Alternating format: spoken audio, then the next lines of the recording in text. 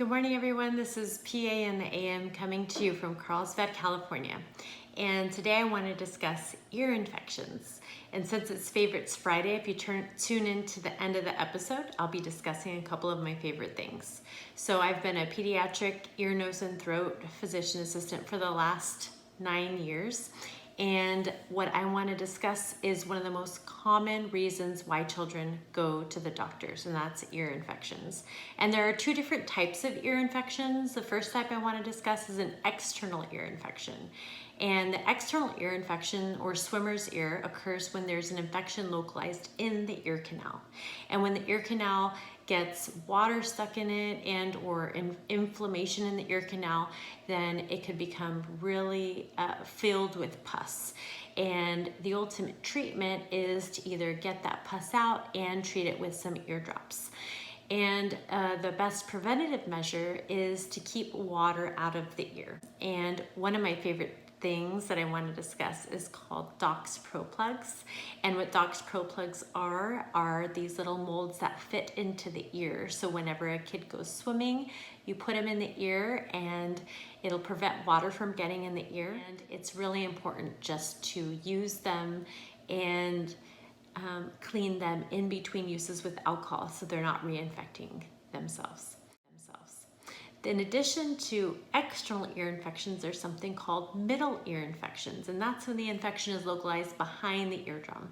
And kids will present to the pediatrician with lots of nasal obstruction or a runny nose, fever, a decrease in their appetite, sleep irritability.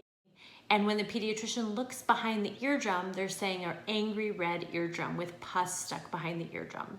So the ultimate treatment is symptomatic care initially, and that consists of Tylenol or ibuprofen if they're over the age of 12 months, and that helps keep the fever down. But after 1 to 2 days with the fever not responding and the children still being symptomatic, the next treatment is to consider antibiotics. So if children consistently are getting a lot of ear infections and there is still fluid retained behind the eardrum, another treatment option is to consider ear tubes. And ear tubes are a procedure that are done in the operating room. And a child will go under general anesthesia and they go to sleep with a mask. And once they're asleep, the surgeon will go in through the ear canal, make a little hole in the eardrum, suction the fluid out, and place little tubes in the ears, as you see in the photo.